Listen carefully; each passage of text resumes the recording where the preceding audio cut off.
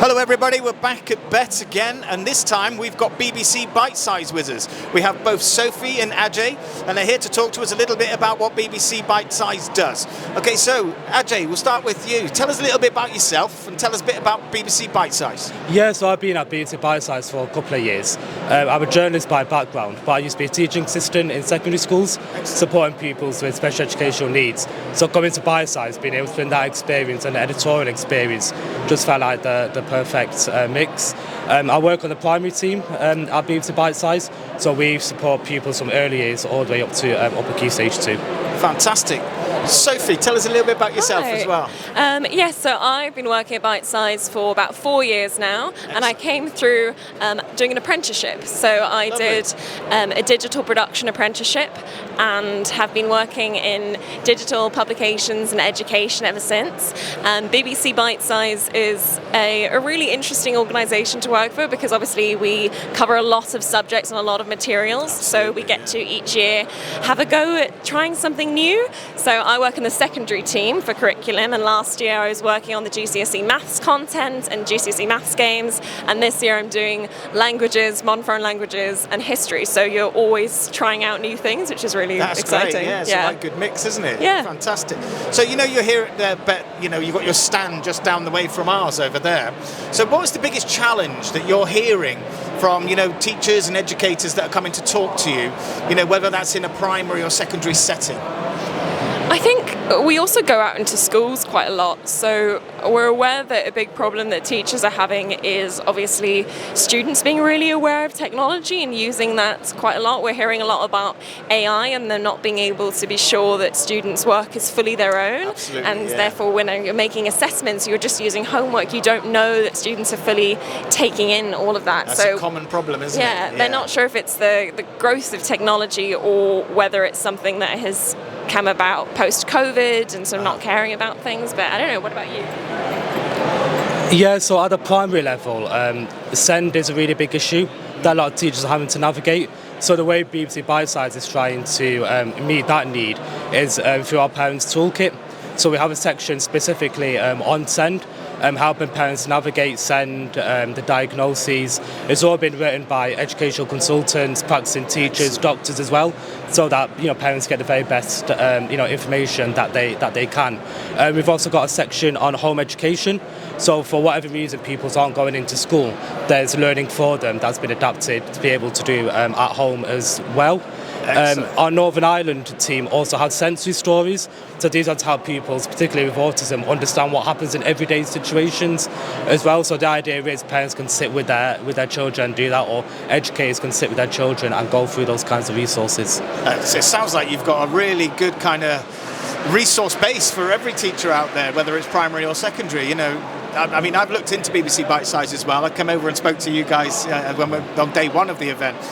You're doing some fantastic work out there. It's really good to see.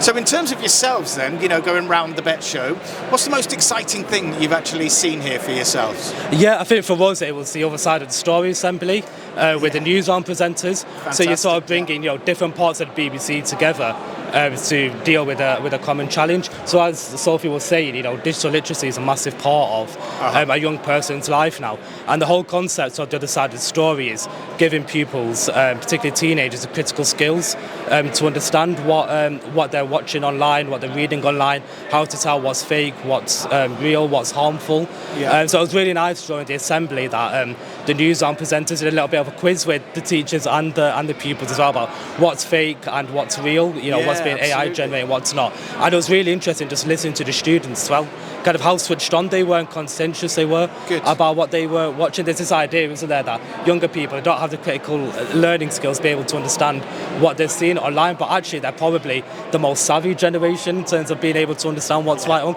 I've always said actually it's older people that need the other side of the story rather than the younger people. So yeah, it's been really nice that we've been able to take the best of the BBC to meet these common challenges. Excellent. So what innovations then have BBC Bitesize come out, and what are you showcasing here today at the Bett event?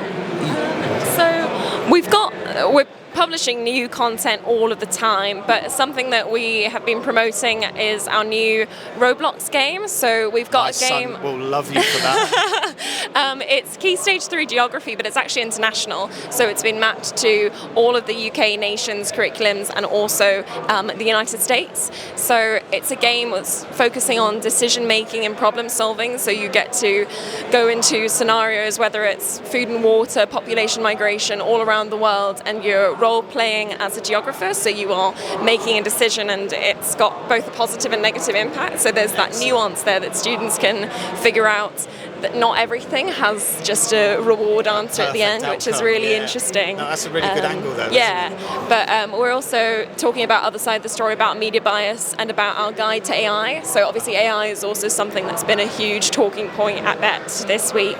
And we've got a BBC Bitesize guide to AI, which helps students think about using AI responsibly, and also how major corporations in the UK are incorporating it and its specific skills. So whether that's using generated images, that kind of thing. So yeah, it's all videos and also text resources. Yeah. Super. So bringing it back round to kind of our world in terms of CPD, okay, so what does CPD mean to BBC Bitesize, and how do you support teachers' professional development, and doing that alongside the kind of student learning as well? Yeah, so we have BBC Bitesize for teachers. It used to be called BBC Teach, but it's come under the Bitesize umbrella now. So there'll be something, particularly, at Key Stage 3 or 4, there'll be some science experiments that teachers won't be able to do in the classroom. So we've been able to, record them, film them. From a CPD element, it's very much, when it comes to media literacy and media bias, teachers are just about navigating that as we are as well. Yeah. So just having a one-stop shop where teachers can inform themselves in their own practice about how to teach about AI, what, lesson plans or the videos that, because, you can't expect teachers to be a specialist in everything. So if you've got a video with a specialist talking about media bias, talking about AI and how that's changing things, I think that really supports teachers' own quality of practice as well. So we're really keen on making sure that we just make life easy as we can for teachers. Absolutely. I mean, because it's such a busy job, so where we can support them, I think those videos, those lesson plans go a really long way in, just empowering the teachers really to be able to meet some of these challenges. Absolutely, absolutely. So why do you think CPD in today's kind of educational sector is so important, particularly with all these new digital resources becoming available to teachers, and they're becoming more central in the classroom in the way that they're delivering their lessons?